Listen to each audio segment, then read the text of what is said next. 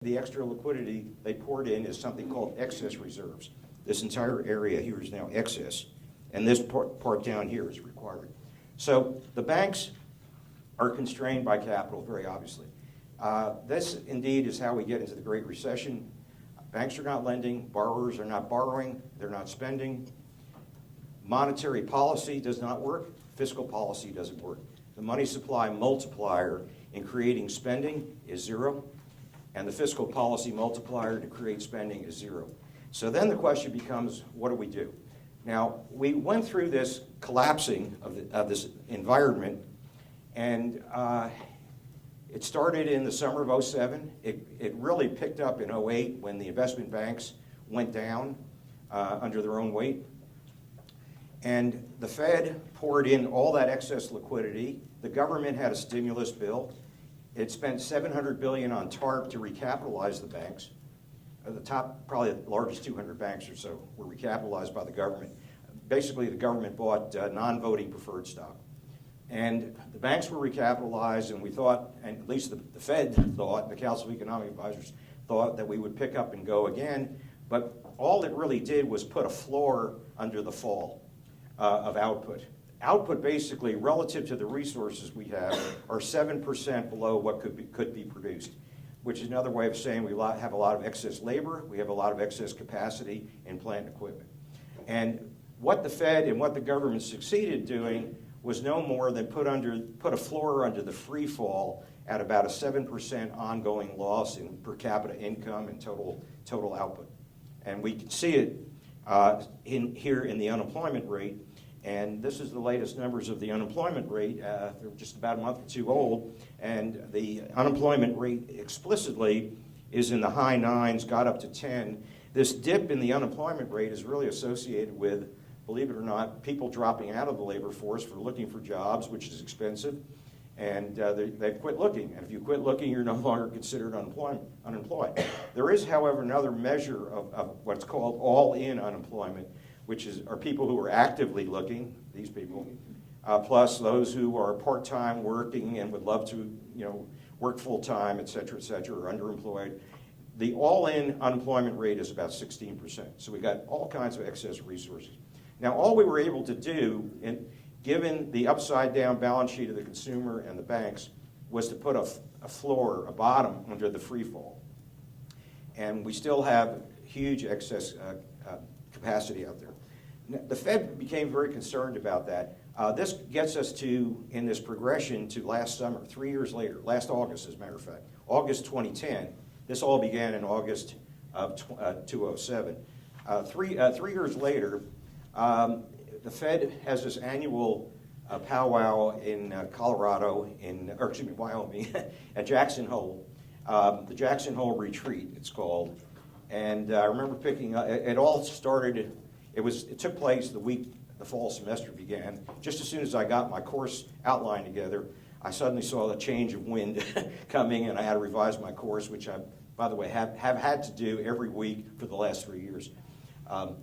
There's no textbooks on this. They were meeting in Jackson Hole at their annual powwow late August last summer, and they started to realize that the unemployment rate was not improving. The only way the unemployment rate was coming down was people were dropping out of the labor force. The banks were not lending.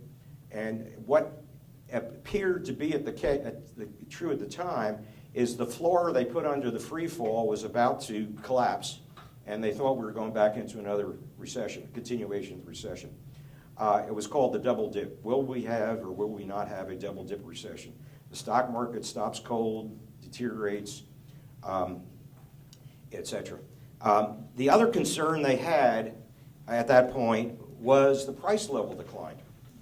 And it looked very close to the possibility that the inflation rate was going to be not only hit zero, but would go negative. And that's what typically happens when you have soft spending, little demand, prices do not rise. Furthermore, not only will prices decline, but wages will decline.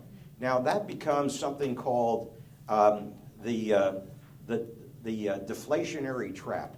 And the deflationary trap is a very significant thing for an economy that has excess debt. Because if you're in a deflationary environment, what it means is top-line revenue for companies and top-line revenue for individuals, which is our wage rate, will decline. And so our revenue or our resources to pay off this debt, this accumulated debt, our ability to pay off the debt will decline. So it would extend the decade-long period that it usually takes to get out of one of these things. So they were very, very deeply concerned over the idea of going into deflation. And it was, what a great irony, because in 1946, Congress legislated something called the Unemployment Act, where they set as a goal full employment and price level stability, quote unquote, price level stability. Price level stability implies zero inflation. Well, it's taken them 50 years to get to the goal. And as soon as they got to the goal, they said, oh my God, if we get to the goal and we go down into negative inflation, we're going to be worse off. So the Fed says, we got to do something about this. We can't go into, it's called the deflationary trap.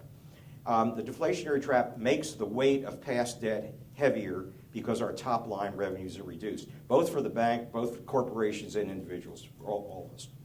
So the Fed said we got to do something about it. And they realized that they had spent so much effort in these previous ramp-ups of monetary policy of increasing the monetary base, which basically is cash for banks to lend, and nothing happened. So the question becomes, what do we do? How do we prevent the floor from caving in, so to speak? How do we prevent going into a deflation, which makes it all that more difficult to climb out of a debt deflation? I mean, these are decade-long. You know, the Great Depression was 13 years, and the only thing pulled us out was World War II. So these are mega events. In the case, by the way, of Texas in 85, I guess it was 86 when we hit, to about 91, it took 6 years in Texas, despite the fact that the rest of the United States was still functioning and thriving.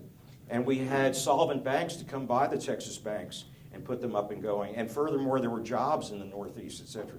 So in this situation, when you get into a free fall like we were in, it's so easy for this debt deflation not to be a decade-long event, but even longer.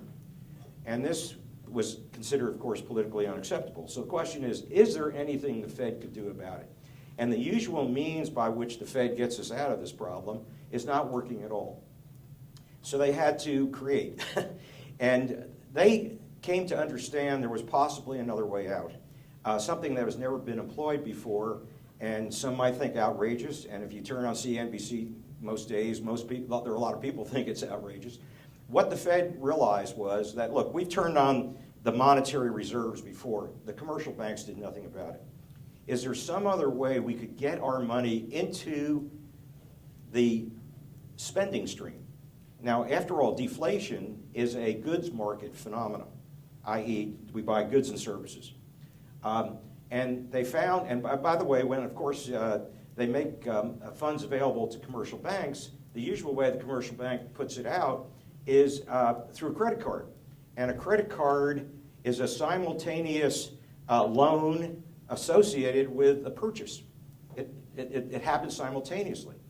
And they found that they couldn't put their money out where it was going to directly stimulate spending via the commercial banks. So is there an alternative way to do it? Well, the alternative way, and this, by the way, is they were playing by the seat of their pants. They had never been there before. They had never tried it before. And that's where we are today. What they decided to do was something called rely on what's called the shadow banking system. And it works in the following way. Basically, they're going to put the money out, not into banks, and banks put it into our hands through a loan, and very directly by running a credit card. But rather, they were going to put the money out into the public capital markets and try to create an asset bubble with the hopes that by buying public securities, public-private securities, it would raise the price of those securities, reduce the yield or the rate for the borrower, and that some business firms would be able, only the business firms that can raise capital in the public capital markets. So they have to be large enough. They're not the small businesses.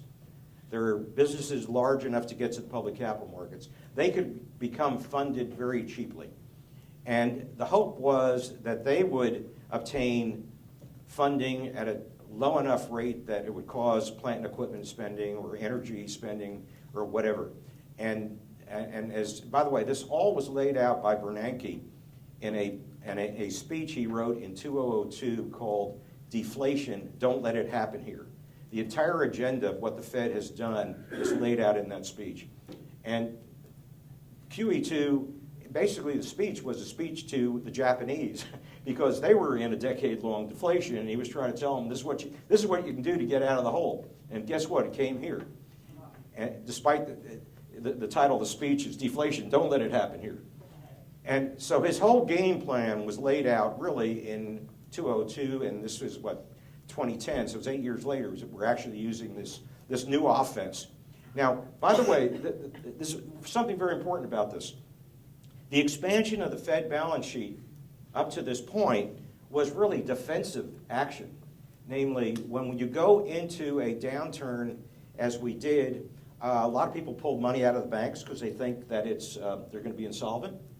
And and borrowers have difficulty rolling over their debt. So what the Fed did in this first massive increase right here, by the way, they call it other because they don't want to admit publicly as to what it is. It actually took an act of Congress for the Fed to admit to what that was and the particulars of it. In the 2008 meltdown associated with Lehman Brothers, the investment banks had borrowed a great deal of funding, and the hedge funds had borrowed a great deal of funding to buy on a leverage basis various assets. And highly, those institutions ended up being like 40 to 1 leveraged. In other words, $40 of assets for every dollar of net worth. They had to borrow $39 for every $40 of assets. You get into a downturn of the asset values. Those who loan the money to the hedge funds won't roll the debt over, and all that debt was short term. So that if the hedge funds were not refinanced, then we would have had far more of an asset crush down. It would have made far more of the institutions insolvent. So the Fed literally had to come in and bail out offshore hedge funds. And that's what the first $1 trillion was for, which is quite amazing. The Fed doesn't want to admit to it. That's why